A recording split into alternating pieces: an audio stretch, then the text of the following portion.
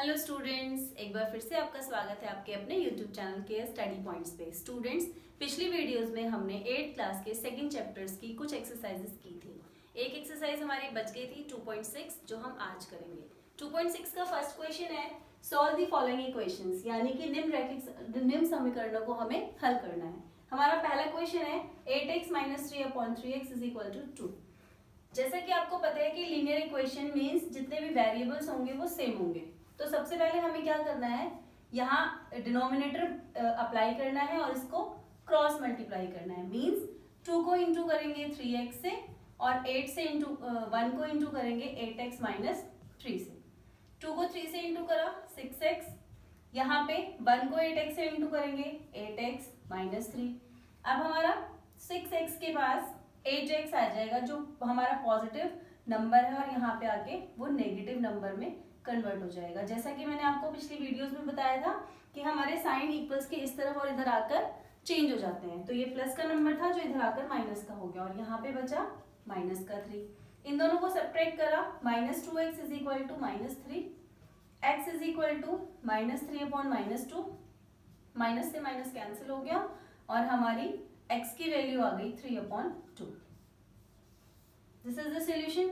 इसी तरीके से हमारा नेक्स्ट क्वेश्चन है, यहाँ पे भी हम डिनोमिनेटर अप्लाई करेंगे और इसको क्रॉस मल्टीप्लाई करेंगे। मींस 9x इंटू हो जाएगा 1 से और 15 से इंटू हो जाएगा 7 - 6x। ये हो गया 9x और ये हो गया 15 7 105 माइनस 15 6 90x।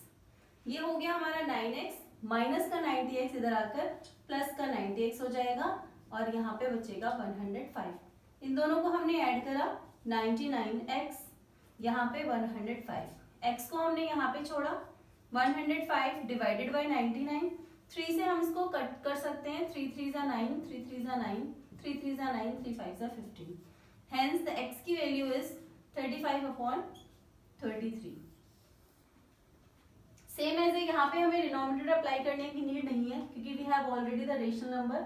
सो हम इसको क्रॉस मल्टीप्लाई करेंगे, 9 को z से इंटू करेंगे और 4 को इंटू करेंगे z + 15 से। ये हो गया 9z और ये हो गया हमारा 4z + 60।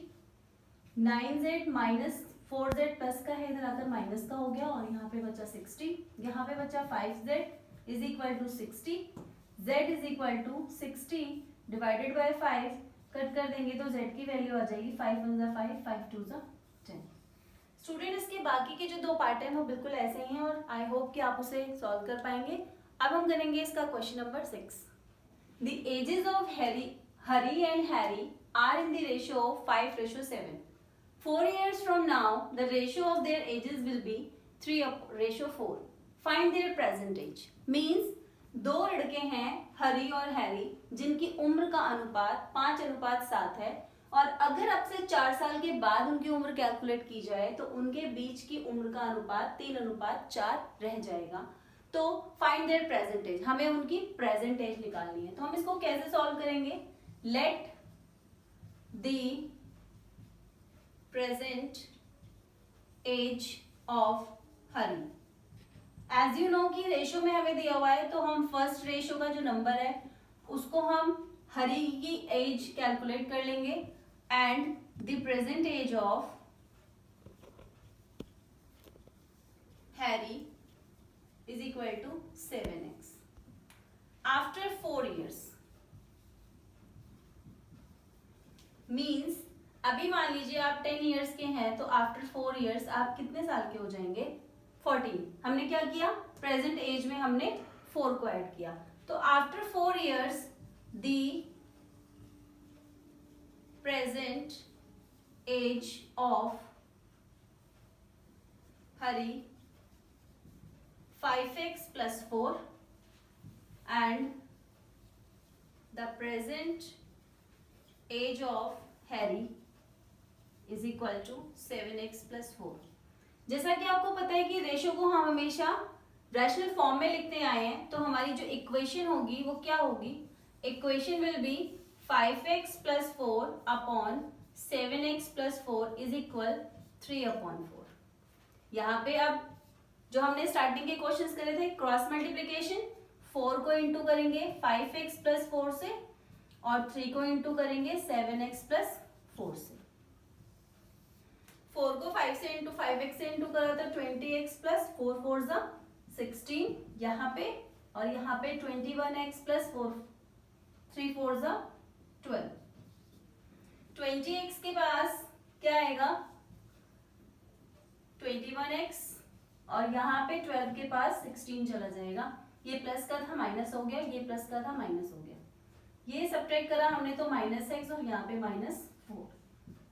माइनस से minus cancel, x is equal to 4। Hence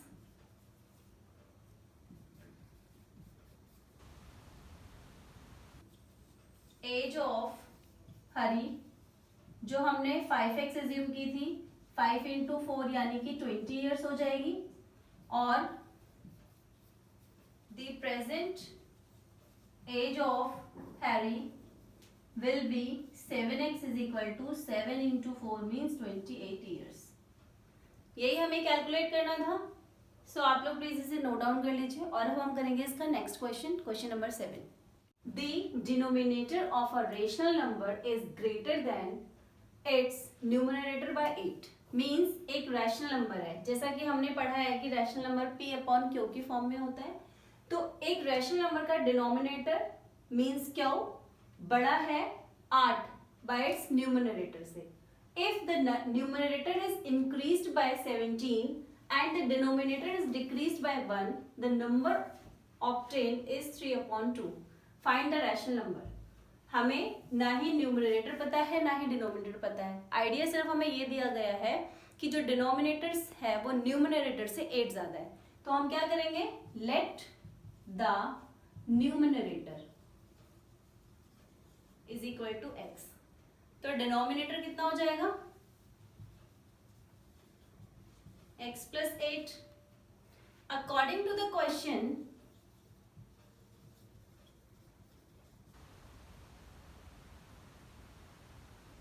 हम न्यूमरेटर को 17 इंक्रीज कर दें, तो न्यूमरेटर को जब हम 17 इंक्रीज करेंगे, after increasing 17 numerator is equal to x plus 17 हो जाएगा। और डिनोमिनेटर में क्या करना है, आफ्टर डिक्रीज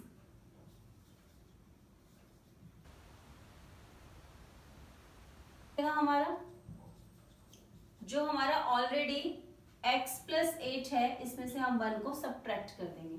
तो जो हमारा रैशनल नंबर बनेगा वो क्या बनेगा, x plus 17 upon x plus 8 minus 1 is equal to 3 upon 2।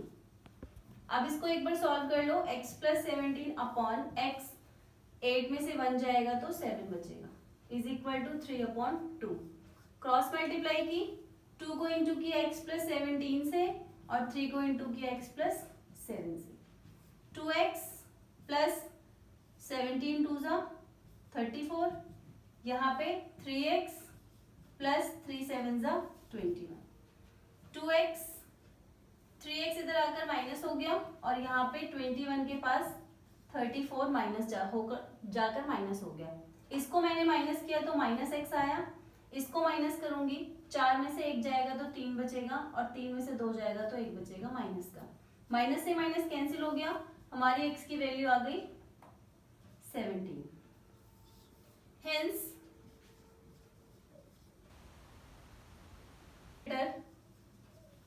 x assume किया था वो 13 है और डिनोमिनेटर जो हमने x प्लस 8 एज्यूम किया था वो 13 प्लस 8 यानी कि 21 है। तो जो हमारा रैशनल नंबर बना, rational number will be 13 upon 21। This is the solution of this answer. So students, हमारा सेकेंड चैप्टर ऑलमोस्ट कंप्लीट हो चुका है। कुछ क्वेश्चंस रह गए हैं जो आप लोग अपने आप अटेम्प्ट कीजिएगा। If you have any doubt and problem so please comment me. Next video में नेक्स्ट चैप्टर के साथ मैं आपको बहुत जल्द मिलूंगी। तब तक आप अपना ध्यान रखिएगा, मेरे चैनल को सब्सक्राइब करते रहिएगा। Thank you, bye bye.